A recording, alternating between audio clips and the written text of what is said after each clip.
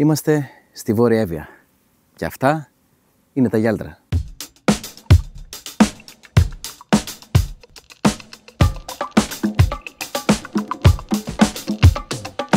Τα Γιάλτρα βρίσκονται χτισμένα στους πρόποδες της Ξεροσουβάλλας, μια κορυφή του όρους Λίγα, σε υψόμετρο 150 μέτρα. Βρίσκεται 122 χιλιόμετρα βορειοδυτικά της Χαλκίδας και 16 χιλιόμετρα δυτικά των Λουτρών της Εδιψού.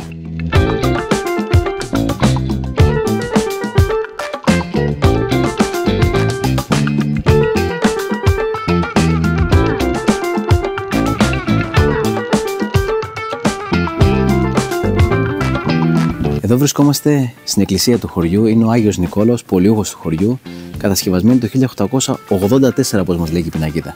Πάμε να δούμε μέσα.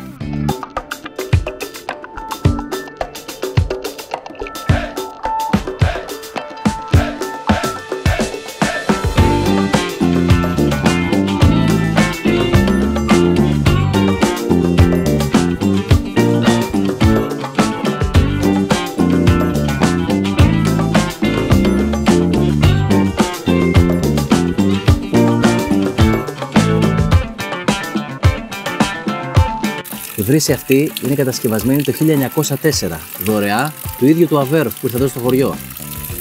Το νεράκι δροσερό.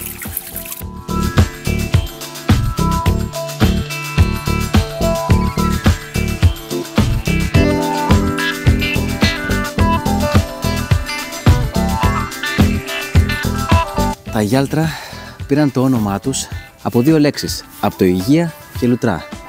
Και έτσι το Υγεία και το Λουτρά γίνανε όλο μαζί Γιάλτρα. Παρεμπιπτόντως, βρισκόμαστε στο εξοκλήσι του προφήτη Ηλία. Ελάτε να δούμε πώς είναι μέσα.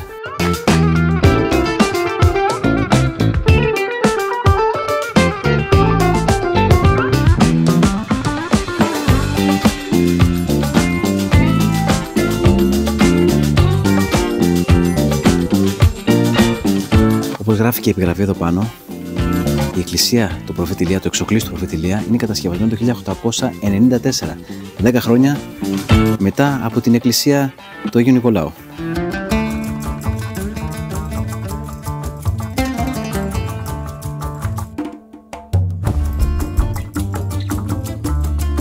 Εδώ βρισκόμαστε πίσω από το χώρο της εκκλησίας, είναι η λεγόμενη Καστροβολιά. Οι κάτοικοι του χωριού μετέφεραν το χωριό πιο ψηλά για να γλιτώσουν τις επιδρομές από τους Τούρκους και από τους πειρατές. Ήρθαν εδώ πιο ψηλά, να βλέπουν κάτω τη θέα τον κόλπο για να προστατεύονται και να ενημερώνουν γρήγορα το χωριό.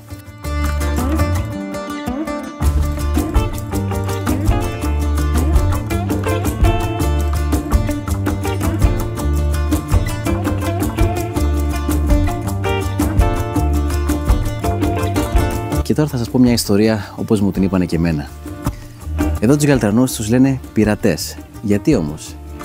Υπάρχει μια ιστορία, μια θεωρία, μια συνωμοσία θα λέγαμε, ότι κατά την περίοδο της Γαλλικής Επανάστασης στη Γαλλία υπήρχαν κάποιες φυλακές.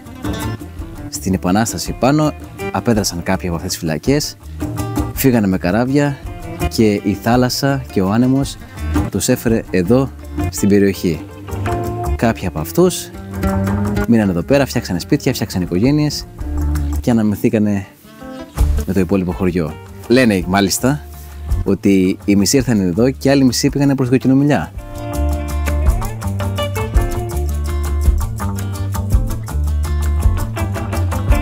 Τα Γιάλτρα σύμφωνα με την απογραφή του 2021 έχουν 458 μόνιμους κατοίκους.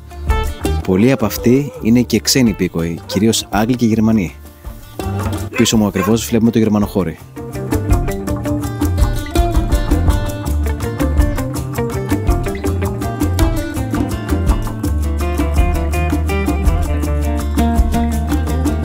Για να φτάσει κανείς στα Γιάλτρα περνάει μέσα από τον κόλπο των Γιάλτρων. Τα πεύκα φτάνουν μέχρι και τη θάλασσα, ενώ συναντάει στον δρόμο του πάρα πολλά μικρά εκκλησάκια.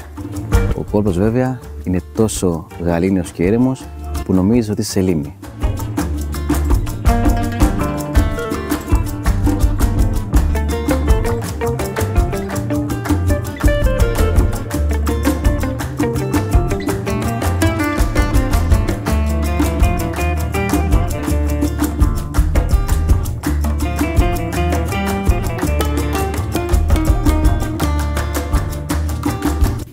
μόλις είδαμε και την πλατεία του χωριού, όπου το καλοκαίρι βγαίνουν τα τραπεζάκια έξω, καφεδάκι, τσιπουράκια, αλλά και το πανηγύρι που γίνεται εδώ στο χωριό.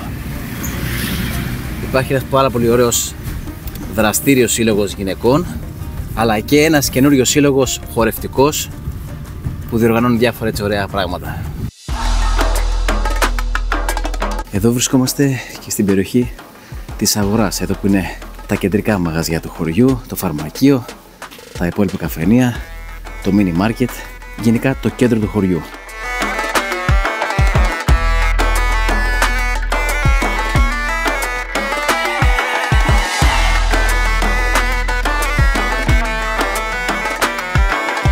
Στα Γιάλτα συναντάμε πάρα πολλά πετρόχριστα σπίτια. Άλλα σε κακή κατάσταση όπως αυτό εδώ, αλλά και άλλα σε πολύ καλύτερη κατάσταση.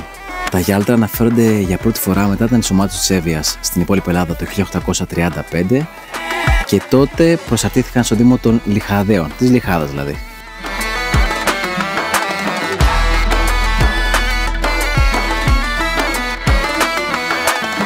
Στα Γιάλτα συναντάμε πάρα πολλά στενά καλντερίμια. Είναι και ένα στοιχείο που δείχνει